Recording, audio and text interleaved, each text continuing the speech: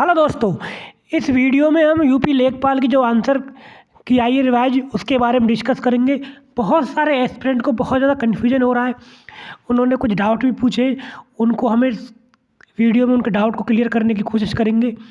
इसके बाद cut off क्या होगी यूपी लेखपाल की आफ्टर रिवाइज आंसर की। आप रिवाइज आंसर की आ चुकी है, हम ये भी डिस्कस करेंगे इस वीडियो में कौन कौन से क्वेश्चनों को चेंज किया है। मैं आप एक बात बता देता हूँ कि एक क्वेश्चन ऐसा है जिस पर पूरे मार्क्स मिलेंगे, फुल मार्क्स, और 2 क्वेश्चनों के आंसर चेंज हुए हैं। इतना चेंज हुआ है रिवाइज आंसर की में।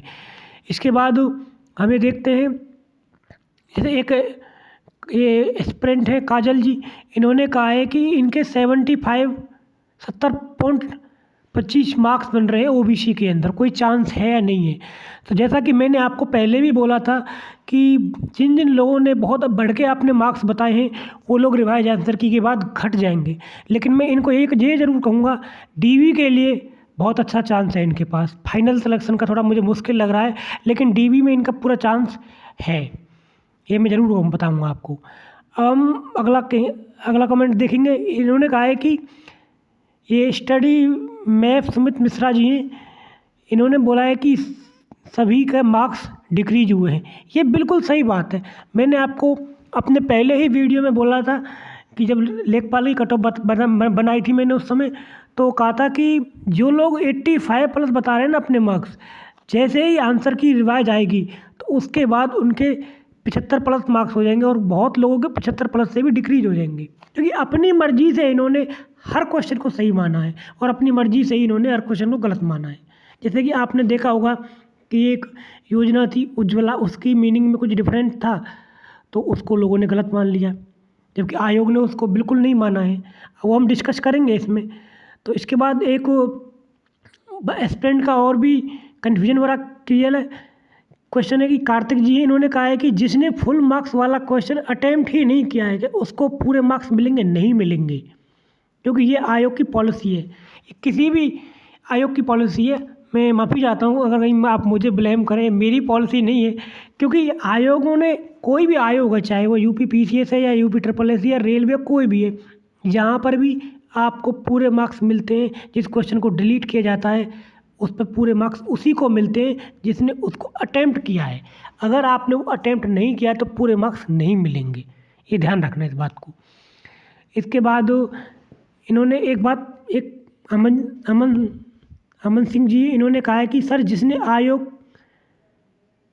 जैसे आयोग के फाइनल आंसर की से मिलाया है उसको मतलब 76 से नीचे कम कट ऑफ जाएगी। ऐसा कहने का मतलब ये है कि जिन लोगों ने मिला लिया है, बिल्कुल मैंने बोला ही था 75 प्लस तो उनके आएंगे जो बहुत ही एक्सीलेंट लेवल है जिनका।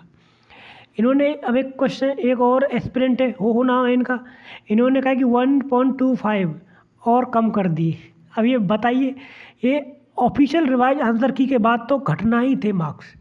तो ये चीज़ आप ध्यान रख लेना कि ये डिफरेंट लोगों के डिफरेंट व्यूज थे, तो ये मैंने आपके सामने क्लियर कर दिए। अब वो हम रिवाइज आंसर की के बारे में देखेंगे। ये 7 तारीख है, 7 सितंबर आयोग ने आंसर की रिवाइज कर दिए। यहाँ पर देखिए फुल मार्क्स मिले हैं। फुल मार्क्स कौन से क्वेश्चन पे मिले हैं? 15वां क्वेश्चन। 15वां क्वेश्चन कौन सा है? जो आपने देखा होगा जीवन पति का समानार्थी शब्द, इसको गलत कर दिया है और सबको समान मार्क्स दिया है।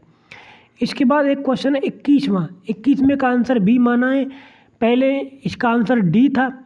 अब इसमें जो विंध्याचल पर्वत पर घने जंगल हैं उसको इन्होंने गलत मान लिया है, पहले इन्होंने सही माना था, तो ये कन्फ्यूजन है। एक क्वेश्चन और भी है 69 वाला है, लॉन्गेस्ट हाईवे, नेशनल हाईवे कौन सा है उत्तर प्रदेश का, तो इन्होंने आंसर डी माना है, पहले NH2 माना था जो गलत था, क्योंकि NH2 का नाम चेंज कर दिया गया है।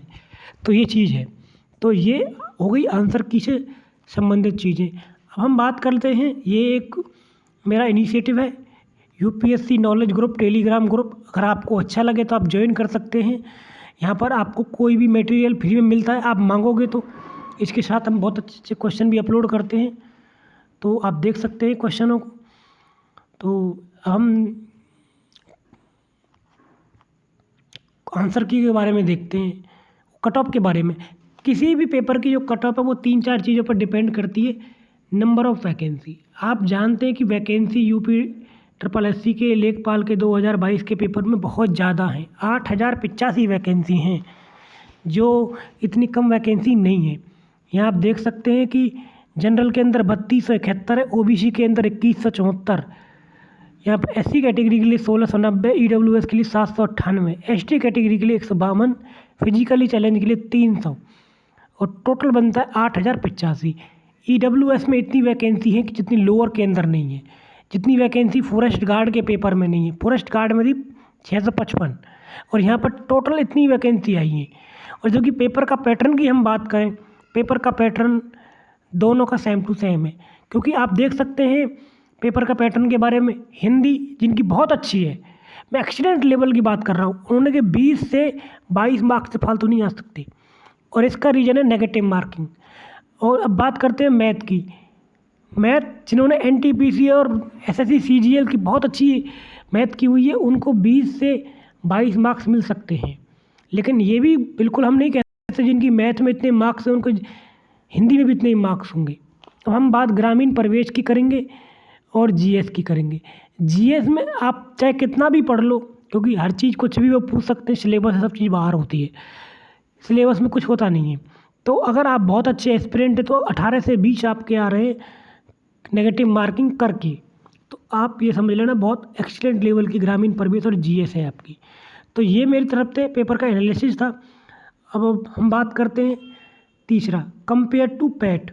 आपने एक चीज़ देखी होगी, अब पैट 2021 का पेपर हुआ था तो उस समय बहुत सारे एस्पिरेंट ऐसे थे जिन्होंने 75, 85, 80 प्लस मार्क्स अपने बताए थे।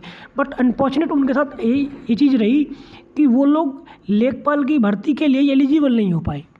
कहने को तो कोई कुछ भी कह सकता है, मैं कह दूँ आपके मेरे 99% मार्क्स आए, तो ये चीज़ पॉसिबल नहीं है। लेकिन इस चीज़ को भी आप समझिए, आप बहुत सारे लोगों को अपने ऊपर से जो कन्फ्यूजन होता ना, इतने मार्क्स आ रहे, इतने क्वेश्चन चेंज हो जाएंगे, वो पॉसिबल नहीं लग रहा है अब इस समय। वो सारा कन्फ्यूजन दूर हो जाएगा। तो पैट से ये चीज़ें सीखने को मिलती हैं। आप इस चीज़ को देखिए कि जिन लोगों के 80 प्लस जिन्होंने बताए थे वो लेखपाल के लिए एलिजिबल नहीं हुए थे। अब जो लोग 85 प्लस बता रहे हैं फाइन पेपर के लिए, जिन्होंने लेखपाल का पेपर दिया है, अब वो रिवाइज आंसर की आने के बाद उनके कितने मार्क्स होंगे। तीसरा कारण है स्कैम रिलेटेड इशू। एसटीएफ ने बोला है कि स्कैम नहीं हुआ है, बस थोड़ी सी नकल हुई है। एसटीएफ ने ये माना है, 40-50 लोगों के बीच में उनको हमने पकड़ लिया है। अब देखते हैं सरकार इस पर क्या फैसला करती है। इसके बाद देखते हैं नॉर्मलाइजेशन। नॉर्मलाइजेशन नहीं हुआ क्योंकि एक ही शिफ्ट में पेपर था और ये इसका सबसे बड़ा नेगेटिव इम्पैक्ट पड़ा था नॉर्मलाइजेशन का। यूपीएसआई की जो भर्ती हुई थी 9,500-10 हज़ार वो पेपरों पे, मतलब वैकेंसी पर। तो आप समझ रहे हैं यूपीएसआई की जो भर्ती हुई थी उसमें 54 शिफ्ट में पेपर हुआ था, तो जिसकी वजह से बहुत ज़्यादा कट ऑफ बढ़ गई थी। पेपर का जो पैटर्न था वो बहुत ज़्यादा डोल बोल गया था। कहीं किसी शिफ्ट में पेपर बहुत आसान था, किसी में बहुत टफ था, तो इस वजह से बहुत ज़्यादा नेगेटिव इम्पैक्ट पड़ा था कट ऑफ के ऊपर। हालांकि कुछ उसके ट्रेसेस हमें मिले थे, उसमें घपलाबाजी हुई है, ये लोगों ने क्या सरकार ने उनको पकड़ा भी है, लेकिन फाइनली उसका रिजल्ट निकाल दिया है। तो ये मेरी तरफ से चीज़ें थी जिसके ऊपर डिपेंड करेगी कट ऑफ आपकी। अब हम बात करते हैं कट ऑफ के बारे में कि कितनी आपकी कट ऑफ जा सकती है। तो देखते हैं गाइज, तो यहाँ पे जो कट ऑफ है जनरल और ओबीसी की 70 से 72 के लिए जा सकती है, ईडब्ल्यूएस की 67 से 70 के बीच में जा सकती है, एससी कैटेगरी की 62 से 65 के बीच में जा सकती है, एसटी कैटेगरी की 57 से 60 के बीच में जा सकती है। ये जो मैं आपको बता रहा हूँ ये डीबी के लिए है, ध्यान रखना बात को। फाइनल में आपको 3-4 मार्क्स और ऐड हो सकते हैं। हम इसके ऊपर कल डिटेल में वीडियो बनाएंगे, अभी थोड़ा शॉर्ट में इतना ही वीडियो बना रहे हैं। धन्यवाद गाइज।